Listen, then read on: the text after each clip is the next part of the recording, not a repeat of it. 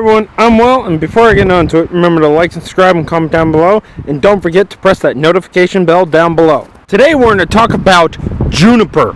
Juniper is an evergreen plant that can be used of the fruit for cooking. Right here on the bank side, there is a huge juniper berry plant, multiple plants. The identification properties that you want to look at is the leaf structure. You want to be looking at also the structure of the bark. The younger bark is going to be smoother, and the older bark, where the trunk can get upwards of about a foot wide in diameter, it's going to be rougher. So if we look right here on this part of the juniper, it has a little bit spines on it. If you can see the small little spines throughout the whole thing. Now those, to some people, can irritate the skin, and I'm one of them, where it creates a rash.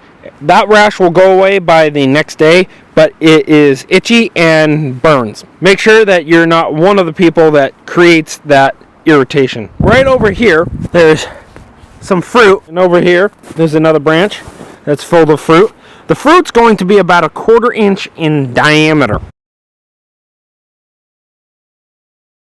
And it's easy to harvest the fruit. You want to wait for the fruit becoming more of a bluish color. 2 seeds are in there.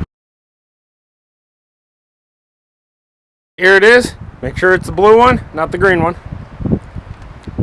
There's seeds. You can, if you have good molars, you can crush the seeds, eat those with it. It has a very acidic flavor, almost like where the idea of if you have the flavor of pine sap, very strong flavor. This is great in use with cooking. You can use it in a part of cooking wild game. This summer, I am going to use some of the fruit here with some wild game. So stay tuned to see those videos. If you want to see more, go down in the description below and click to the link to my channel, or press on the round button on the bottom right if you want to subscribe, or click one of the playlists to the left if you want to watch anything about wild lettuce, or if you want to also see anything more about plants. And remember, next time, get outside, get fresh air, and have fun. See ya.